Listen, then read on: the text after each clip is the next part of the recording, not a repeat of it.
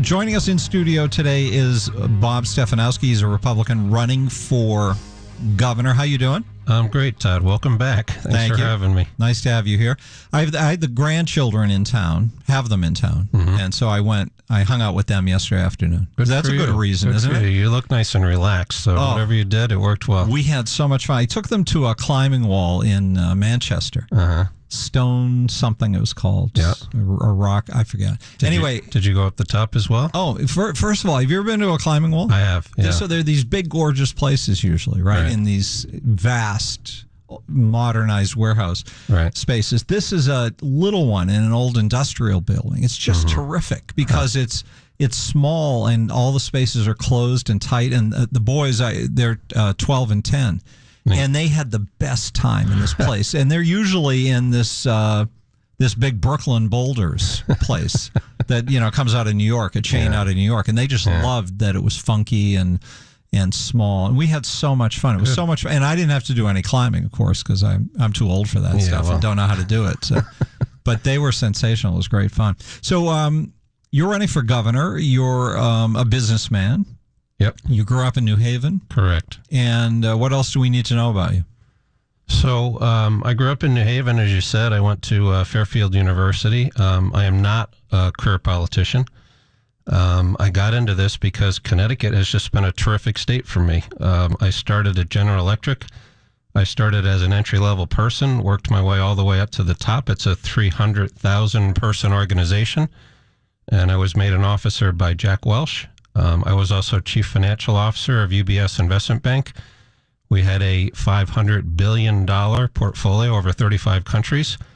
And I think when you look at the state of Connecticut, it is a big, troubled organization that needs to be turned around. And that's what I've been doing for the past 30 years. So the reason I wanted to have you on today, we've had you on before, but I've had you on for shorter segments. And then I heard somebody else interview you. And I thought, he's way more interesting with them than he was with me. And I think it's because maybe I didn't give you enough time to stretch things out, but you were so wonderfully logical in the things you were saying. And, I think I lined up with you pretty well, which is always pleasing. But I assume our audience will as well as a result. So I thought it'd be good to have you in and stretch it out a little bit. So tell us your political philosophy and where it comes from. Well, my parents never went to school, college, and they worked hard and they saved up money. They realized the value of an education. They had fiscal discipline, which we need more of in this state. And I just think to get this state turned around from what Dan Malloy and these politicians have done, we need to change the fiscal policy. We've got to lower taxes. We've got to cut spending. This state is the perfect example of taxing and spending people to the point where they want to leave. It's not too late, but this is an absolutely critical election for this state. And to get somebody in that's done it before in the private sector, knows how to move people, knows how to balance a budget, knows how to have tough decisions, I think is exactly what we need in that governor's office right now. So explain then in a little more detail how this is the quintessential example of how Democrats, if they have their way, will destroy a state. Look at what Malloy's doing right now, right? They keep arguing that if we just put one more tax in, that everything's going to be okay. So now they're going to add a toll tax. Now they're going to add a tax on every tire that's sold. And Connecticut is the perfect example of what not to do. If you look at the 15 years before Weicker put in what was supposed to be a temporary income tax, Connecticut was the fastest growing state in the entire nation. If you look at the 25 years since they put that in, slowest in economic growth, worst in job creation, it is the perfect example of what not to do to an economy. So how the Democrats stand up and say, well, if you just give us more time, or if you just give us one more tax, trust me, it's going to work this time, is beyond belief to me, Tom. Well, but it's because humans are driven by narrative rather than facts. And once you've adopted belief in a narrative, then facts are really hard-pressed to shake you from the internal truth that you're operating on. So how do we straighten out that narrative? What is it that people are getting wrong, or what are you saying that you think can resonate for people so they line up behind you? Yeah, well, it fundamentally starts with the economy. And I rolled out an economic plan with Art Laffer. Art Laffer was Ronald Reagan's chief economist, and he just helped Trump on his tax plan. And the only way we're going to dig out of this mess that Morley created is get the private sector to help us. So it's up on my website, bobforgovernor.com. It involves, I'll just give you one example, the estate tax, the death tax. We're the only state in the entire nation that has both a death tax and a gift tax right now. That tax generates less than 1% of the revenue of the state of Connecticut. Mm-hmm. And we lose $6 billion of taxable revenue just for people leaving to the state of Florida. Compared to what? What's 1% of the revenue?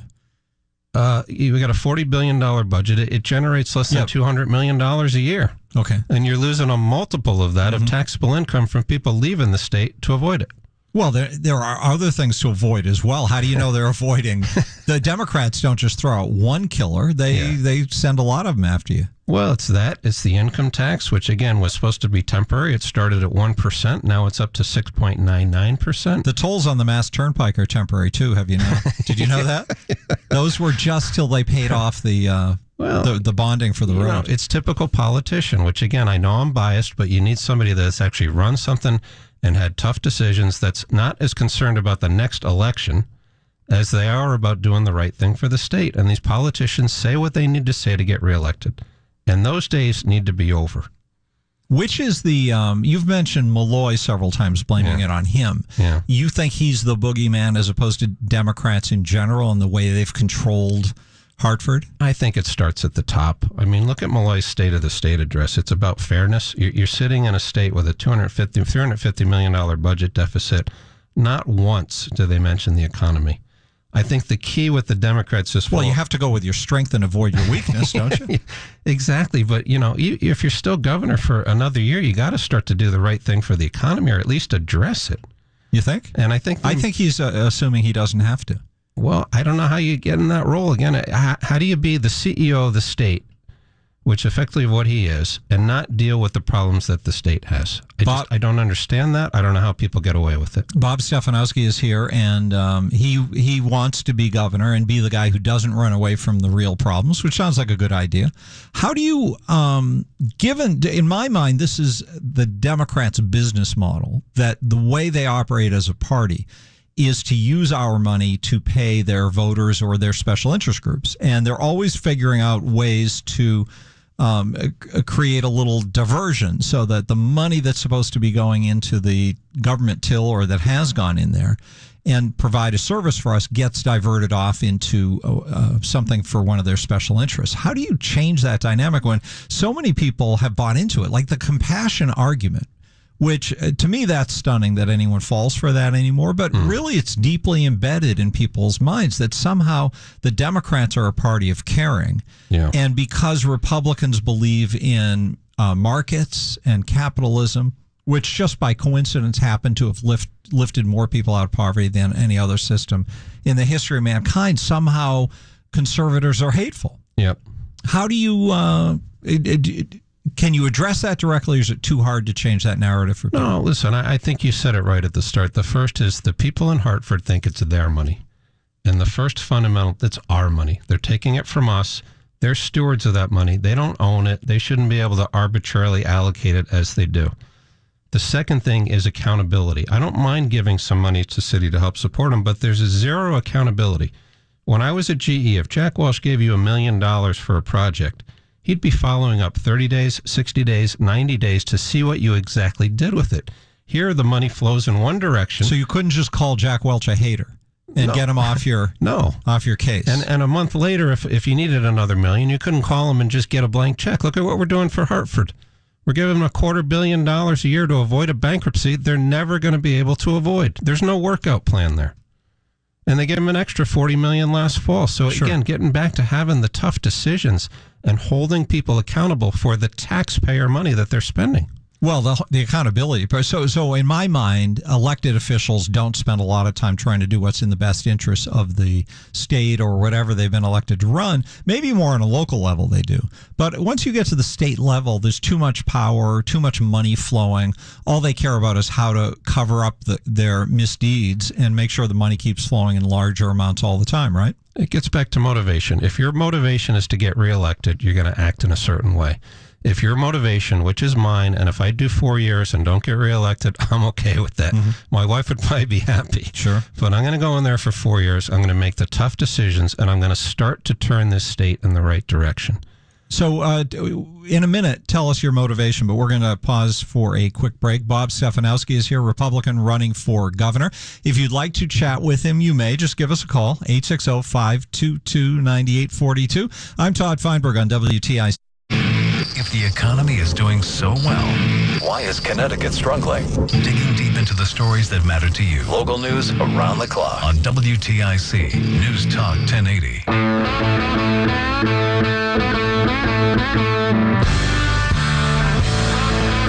WTIC, what day is this? Tuesday, right? Tuesday afternoon. Thanks to Michael Harrison for filling in for me yesterday. He'll be back tomorrow. Bob Stefanowski is in studio. Yes, if you want to talk to him, if you hear him say something that strikes your interest, or if you just have standard questions that you want to hear answered from candidates, give us a call at 860-522-9842 and hop on the air, and Bob will happily either answer, or we'll see if he can evade a question. I haven't heard you do that. Have you not learned properly yet how to evade a question? I haven't been in politics long enough to figure it out. I say what's on my mind, and so be it. But you must have hired a consultant or something. That's the first thing they're supposed to teach you, isn't it? I hired him, but I don't listen to him. No, that's what they would tell me, Ted. All right. So what's your motivation for doing this? You mentioned that your wife would be happier if you happen to win this run, that you lose in the second one. Why would you do this? Well, that was a bit tongue-in-cheek. In fact, my wife's been very supportive. I've got 3 daughters, 24, 19, and 15. And this state gave me a great opportunity. Again, public schools, Connecticut college. I worked my butt off. I was lucky, and I was reasonably smart. Well, how were you lucky?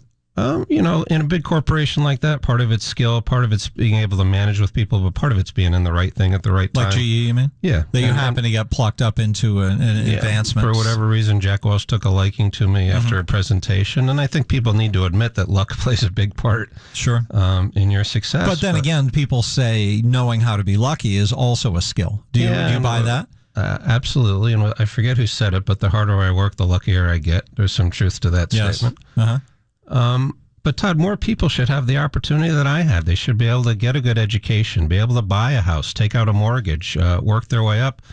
And I don't see kids that have that today. And part of it's selfish. I don't want to have to get on a plane down to Florida to see my grandkids 5 years from now because my daughters couldn't afford to live in state. Well, not for that reason, but it'd be nice to go down to Florida this time of year, would it not? Well, that's true. It is a bit warmer. Now that we're in the month of nor'easters. We got another one coming. You want to talk to some real people? Sure. All right, we'll go to Mike in Hartford. Mike, you're on WTIC with Bob Stefanowski. How are you, sir? Oh, you've got to put your headphones on so you can hear the caller. Okay. Hey, Mike. Hey, how you doing? Good. I'm from Hartford. I'm on State Central. You might know me. The Hartford Town Committee sent you a list. I hope you saw it. A list of various concerns that we have. My main concern, as the guy who's been around for a long time, is that all Republicans kind of, let's be honest, say the same thing about fixing government, and I agree with it all. But they don't get into the regional issues that may come out of Hartford or the other towns but affect a lot of people. And I'm yet to hear any of you guys talk about the Tweed Airport problem, the problem in eastern Connecticut with the foundations, the Hartford problem with the I-84 teardown, the viaduct, which is a $20 billion project probably. Now, I think anybody running for governor, before they run, should be familiar with just about every problem statewide of any consequence before they decide to be governor. Because here's the thing, Bob. If you win, anybody wins, the day they become governor, those problems are on their desk. All the financial things you're talking about are going to take a long time and several legislatures to fix. All right, can you turn this into a question then for Bob? The question is, have you responded to our email? Or do you know of it yet? And what do you think about my opinion that you guys are paying no attention to very important regional problems? You're just all focusing on finances, which is very important. But we got problems this time, right now, we have problems that you should be knowledgeable of. Yeah, Mike, it's a legitimate question. And I think, first of all, the infrastructure across this state is a massive issue. You mentioned a couple elements of it. I'm big in terms of bringing in some private money to help us out of these problems. It's called public-private partnerships. You've got a ton of private money that would love to invest in Tweed New Haven Airport. They would love to invest in Hartford Airport. And what do you mean by that? They would They would come in and buy a piece of it. If what? If the governor would let them, if the legislature would let them. Other states have done it. You've got big pools of money out there that would love to invest in the infrastructure. So lay that out for me a little bit. I don't know anything about Tweed Airport. What is it that the state owns it and won't allow there to be any development or expansion of? The state owns it, but has no ability because of the budget deficit to fix it up, to make it more of a world-class airport. Bradley's probably a better example. Mm-hmm. So a lot of states have brought in the private sector. They'll invest 10, 15, 20, $100 million. They'll take a part ownership in the airport. The private sector is infinitely better at running things than the public sector. Well, that's a no-brainer. You just want to get that money flowing and get construction started, right? Exactly. It brings jobs in. It brings capital in. And why this governor and the administration is reluctant to do it, I have no idea. All right. Let's get Mike from Bristol. Hi, Mike. You're on WTIC with Bob Stefanowski, Republican running for governor. How you doing? Hey, Mike. So my question is, all this revenue from, let's say, the gas tax, nobody asked the question, how many gallons of gasoline and diesel is sold in the state of Connecticut on a daily basis? Multiply that number by the tax. Where's the money going? Well, go ahead, Mike. Sorry. Then you get the casino, right? The casino, where all that tax that was supposed to be poured back into the roads or wherever they put it, wherever, God knows where it goes. But where's all the money that they've already taken from the hardworking man in the state of Connecticut? Where's the money? You are exactly on target. So what does the government do? They create what they call a lockbox, which supposedly protects the money for the gas tax and makes sure that you're going to put it back into. That's another word for sieve, is that right? Basically, yeah. So why do you even have to create a lockbox? Number one, you should be able to trust the government. Protect you from the government, right? Yeah, the government is the sieve. And then the lockbox they set up, they don't listen to. That's why I'm against the tolls, amongst a lot of other reasons. Well, go ahead, Mike. Go ahead. You have the guy Tony come on. You have the guy Tony come on the air there, Tony Guerrero from Rocky Hill. Comes on the TV. Yeah, he comes on the TV. I couldn't even believe myself. He says, "Oh, you got to put these tolls in. What are we going to do? All the money's gone. It's gone. So the state of Connecticut is going to falter. All the money's gone. So now we need to rob you of more money." It doesn't even make any sense. I can't even believe the guy goes on TV and says that. Well, he's just I can't believe it. He's being a good soldier and going out on a limb, I think, for his party and being the one to get it. So we'll play that. I've heard it before. Tolls, right? I'd love to hear it again. It is the classic hypocrisy of politics. Well, this is the one where he talks about how basically happy days will. Yeah, if we just put the tolls in, everything will be fine. Yeah, then everything, I guarantee it. Bob Stefanowski is here. We'll talk more with him after news. Mike, do you have that cut so you can play it for us after news? Because I want to hear it. I don't have my copy of it with me. 860-522-9842. Join in the conversation. Then Mayor Erin Stewart from New Britain will be here after 4 o'clock. She's announced her candidacy as well. Stay with us on WTIC. Todd Feinburg here. I was off yesterday. Mike filled in. Michael Harrison. He's back tomorrow as I take another day off, and then I'll be back Thursday and Friday. So don't panic or anything. Bob Stefanowski is in studio. He is running for governor. And I'm giving him a little more time to stretch out here and talk because, philosophically, I think he's in the right place. But more than that, he's not approaching this like a traditional con man, which is generally how politics works, which is to figure out which of the slogans, if you can imagine a message board with 35 slogans, you get to pick 6, and those are the things you run around and say to position yourself properly and to tweak the right voting blocks. And I just like that you have a philosophy, so I thought people should hear it. Let's hear Tony Guerrero. He's a state representative from Rocky Hill. He was in studio with us maybe 3 weeks ago. He's the Democrat who is the head of the Transportation Committee in the House.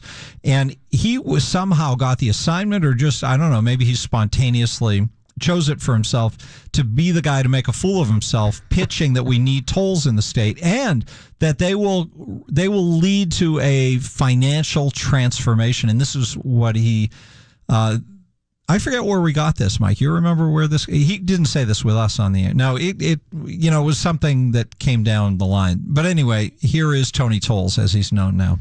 Do it today so we can get this rolling within the next 2 to 3 years. And I promise you this. If we do this, this state will thrive. It will thrive, ladies and gentlemen. It'll be one of the best in our nation. So all we have to do is raise taxes by another $500 million or whatever, give or take a couple $100 million, and all those other tax increases that weren't enough will suddenly be enough, and then under that burden, the economy will boom, is his argument. That's an example of somebody that's never had a real job in their entire life, nor has never led any organization whatsoever. Right. It's a classic quote, but it's a typical politician at 30,000 feet saying something with zero substance to try to make people happy. And what's driving it, though? I think you go ahead. I think if the Democrats focus on the facts, it's trouble for them. So what do? They make a lot of high-level statements. I mean, he doesn't mention in his quote, just if you want to focus on tolls for a minute, that we're going to lose tens of millions of dollars of federal funding, that it's going to take 5 years. They're talking about a 5-year study before they're even ready to put the tolls in. Yeah, so why would they be focusing, however many years the study is, right, why would they be focusing on it right now when there's a desperate need for cash flow? Does it improve the state situation in terms of the bonding, I mean, the ratings agencies or anything like that? I think the Democrats are grasping for anything they can do to get into your pocket again and take your money. Even long-term for after they're out of power. Well, they want to vote on it now. How do you have a vote on something that you need a 5-year study to verify? They're trying to get it up for a vote now. Well, if you can vote on a new CBAC agreement before you've got a budget and then create the budget after you've got the agreement. You can do anything, can't you? It is classic dysfunction, and again, it would never happen in the private sector. That's Bob Stefanowski. Let's get Mark from West Hartford. Hi, Mark. Hey, guys. How you doing? Sometimes I'm cursed with knowing a lot about Hartford politics, but the individual, and that's not why I called, but Mike McGarry that called you about saying do your homework before you get involved. Yeah. He used to have tours in Hartford with Humvees, with the highlight being up on top of Mount Garbage. You know that big mountain off of 91? Yeah. Well, you know what's up there? A bird sanctuary. So he had his Humvees up there riding all around there until DEP found out about it. That was just a few months ago, wasn't it? Yeah. So he used to go up there. So I guess maybe he's just passing on some good advice that he learned the hard way. Hey, listen. You know, our road should be paved in gold. Todd, I can't remember if I called you with these numbers, but there's a value to a length of mile for building, fixing, maintaining them. And do you know the administrative cost in Connecticut? These aren't the people who are out on the road fixing them. These are the people inside the buildings. They spend, in Connecticut, we're number one as far as spending the most, $99,417 per mile administrative costs. You know what the national average is? $10,864. Now, to go out there and fix them, we spend $497,000 plus. The national average is $178,000. Wait, what was the first number? 400. No, I mean the first set of numbers you gave us. What was that for? I'm sorry. So that was the administrative. Oh, the administrative costs. Yeah, and to construct, and the second numbers are the costs to construct a mile of roadway. Construct and to maintain. So you are warming the hearts of Democrats everywhere who are hearing that. They're just glowing with joy over how they've managed to, because their goal is to artificially divert those funds into the hands of workers, right? Well, I don't know how this is missing in the dialogue when it comes to we need money to fix our stuff when we're listen, everybody else, I mean, if you want to do the math, they're putting down 6 to 8 miles of road to R1. And not one politician has talked about it yet. Yeah, now, Bob, I'm going to ask you for one commitment. Yes, sir. First one's easy. If you should become governor. Yeah. I wish you were the mayor of Hartford. But anyway, if you become governor, can you visit Todd 4 times a year and take calls from listeners for an hour? I commit to do that. I'll even go rock climbing with him and his grandkids once a week. 4 times a year? I want him here once a month. Well, you know what? I did that with Malloy on a competitive station. He never showed up once. So that's why I'm trying to be reasonable. Well, that's because this is the only one they listen to. Here's the nowadays, I think you are, Todd. Trust me. So now here's the big one. And this should be easy for you, but I'm hoping you answer the right way. Would you commit to restructuring Connecticut Transit? Now, I know Fast Track, you're committed because we took some federal grant money. But outside of that, we have highway and roads filled with, I'm looking at two right now. All right. Ask the question, Mark. Would you commit to restructuring Connecticut Transit? Yeah, Governor Malloy ordered 280 new buses. Stop. I'm going to let you go, Mark. You did a great job. Let's let Bob Stefanowski, who is the guest, respond. Thank you, sir. We need to look at every single one of these departments, including the one you mentioned. The Department of Motor Vehicles is an embarrassment. Why is it an embarrassment? Well, to go in and have to spend 5 hours to get your license renewed and have to take a day off from work to do it. In every instance I've seen over the last 25 to 30 years, I shouldn't say every, but pretty much everyone, the private sector is infinitely better at running things than the public sector. At UBS, we introduced a thing called zero-based budgeting. Mm-hmm. I had every single department come in, said, I don't care what your budget was last year. This year it's zero, and let's add back only what we need to do. We took out $1 billion of cost at UBS by doing that. We can do the same thing for the state of Connecticut. We can privatize. Do you actually think you can? Absolutely. Todd, wouldn't there be riots in the streets? Hey, I don't care. People who are used to getting that I don't care. Money? I mean, I'm as I said earlier, I'm not coming in. If I'm a one-term governor, that's fine. But somebody's got to come into this state and have some honest discussions with people and kick some things around here. We've been living in complacency for too long, and look at where we've ended up with it after 8 years. We need somebody who's going to make some tough decisions and shake things up. 860-522-9842. Bob Stefanowski is a Republican running for governor. Sean, you're up. How you doing? Good afternoon. We can cover all these great topics, but the one thing that I just don't see happen in Republicans is they run away from a fight constantly. And my question to Bob is what are you going to do, either yourself or with other people, to where Republicans they can have principles, but actually stand behind them and fight for them? Because that's why Republicans aren't winning, is every time they get screamed at by somebody, they run and hide in the corner. Well, this is the running from principles thing that concerns Republican voters when Republican candidates play the political game and try to hedge answers, which you haven't learned to do yet. I'm sure eventually you will. Well, I'm never going to do it. Listen, no? I grew up in New Haven. I went to the public schools. I can throw my elbows around. I went from an entry level in GE with 300,000 people to the top. I'm going to come in here, and I'm not going to do what's right to be reelected. I'm going to do what's right for this state. And quite frankly, Todd, if I don't upset people, I'm not doing my job. We get too much complacency with career politicians running around saying what they need to say to get reelected, as opposed to somebody who's a real leader who's going to come in here and mix things up. And it's exactly what I'm going to do. Sean, you good with that? I'm not. It's because I've followed Bob on Facebook. I know he's a good guy.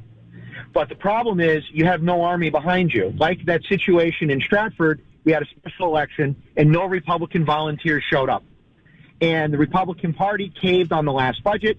There was a bill that came out that would have parental notification for minors on abortion. Yep. And half the people who proposed it ran for the hills when they got screamed at. Yep. Now, that's not a pro-life issue. But those kinds of issues, and I've been involved in the fight, so I understand and see these people cower. You need a team and an army. I will concede that you'll be a good governor, but if you have people running away from all these conflicts, you'll never get anywhere.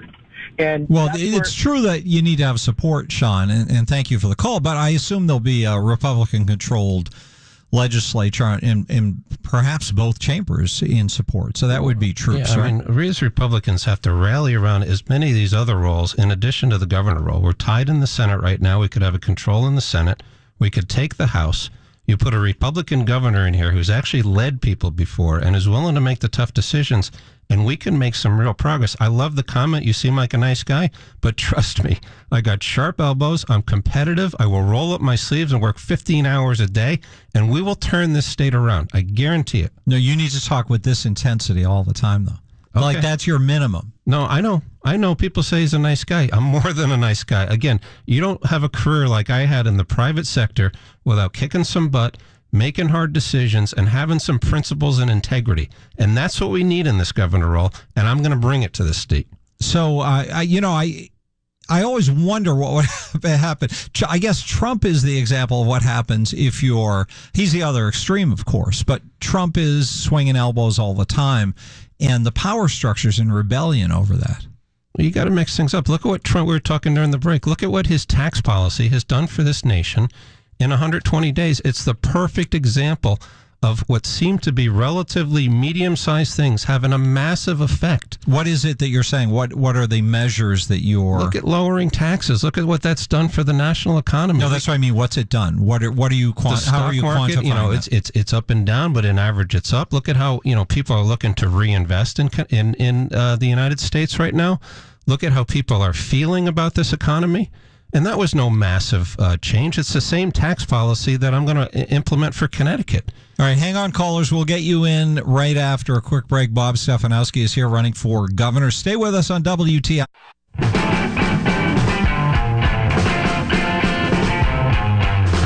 Bob Stefanowski is here, Republican who grew up in New Haven, lives in Madison. He says he's conservative and will stay that way, and if he gets thrown out of office after 6 months for being too belligerent, so be it. He'll go home and live happily ever after. He doesn't care. He wants to fix the state. Yeah. I don't know. Maybe you believe that. Maybe you don't. He sounds pretty credible when he says it. 860-522-9842. Before we take these calls, somebody called and wanted to know if you're pro-life, pro-choice. I agree with parental notification. I think, my daughter goes to get her ears pierced. Mm-hmm. She needs to get parental notification. I've got 3 daughters. I would hate to have one of them have an abortion, but, Roe v. Wade is not under my control, and we need to focus on what we need to focus on. Do you believe this story was out of Boston today? Simmons College, the librarians there say that saying God bless you when somebody sneezes is a microaggression. Do you agree with that? No, it's the same thing as Merry Christmas. We got enough to worry about. They also had Merry Christmas on the list of things Todd, you shouldn't say. This is the insanity of this country right now. We got real issues to face, and we're arguing over whether somebody say, can God bless you or not when they sneeze. Let's get off it. Let's focus on Yale University be forced to change the name because Mr. Yale was involved in the slave trade? I haven't even looked into that one. Come on. These are the pressing issues of our time. Should a statue be ripped down? Let's talk about the state income tax. I'm being frivolous. I know you are, but you identify a problem because every minute we start talking about whether we should tax tires for $3 rather than dealing with the fundamental problems facing the state is wasted effort. And the Democrats are classic at that. Chris in West Hartford, you're on WTIC. Hi. Hi, everybody. Bob, big supporter of yours, sent you a little something and wrote you a letter last week from a club I belong to. What, you sent him a box of chocolate? What do you mean? Yeah, I can't tell you. Okay.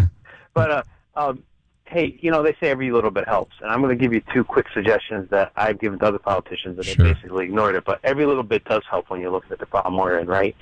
Did you know that boat registrations in Connecticut are every year as opposed to car registrations being every 2 years? Sounds silly, but how much money is that costing for the thousands of boats that we have in Connecticut in stamps to send those registrations out every year and print the stickers and all that stuff? Just an idea for you. Yep. That's one. And my other one is snow budgets. This is another peeve of mine. Back to your $0 budgeting, whatever. I'm sorry if I mispronounced it, but I know what you're talking about. You know what it is. If we have a good year and there's no snow, they're forced to spend that money someplace else. And I realize that municipal budgets and state budgets have to be, they're a one-year budget. There's always conventions to go to, Chris. You know that. Yeah. But, gee, what would be so wrong with just saying, hey, guys, your snow budget can roll over 1 year, right?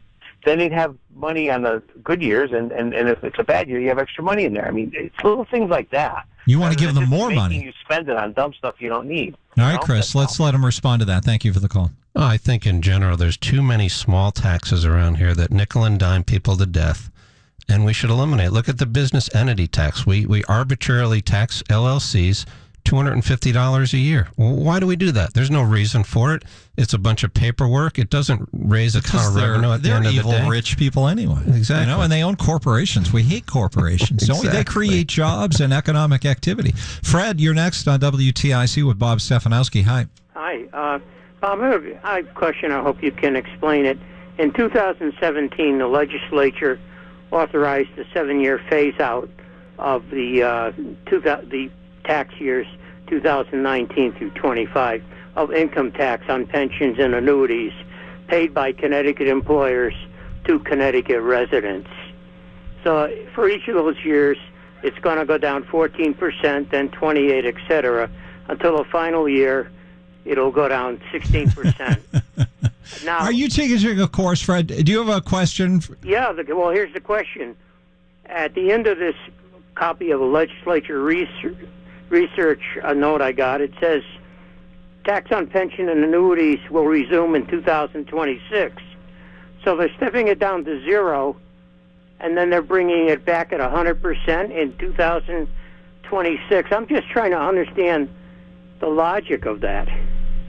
It's a interesting detail that Fred or somebody else has shared with us before, but I don't think we have time to get into it, unfortunately. I can't explain the logic of that, Fred, but I'll tell you, after watching Hartford for 5 months now, there's a bunch of illogical things that happen up there.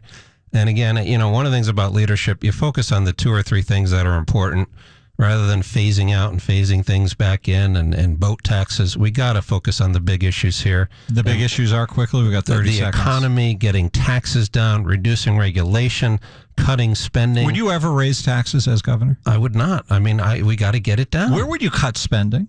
Well, CBAC needs to be renegotiated. We haven't had time to get into that. There's still 40% of this budget that's discretionary. Dan Malloy has an office in Washington that we pay $100,000 a year for. And when he goes to Washington, he's not staying at the Holiday Inn. Yeah, but he's got to go somewhere where he's appreciated and he can get something done. All right. What's your website? BobForGovernor.com. My economic plan is up there. My background is up there. It's BobForGovernor.com. Bob Stefanowski, thanks so much for being here. Todd, appreciate it. Thanks very much. I appreciate you having me in.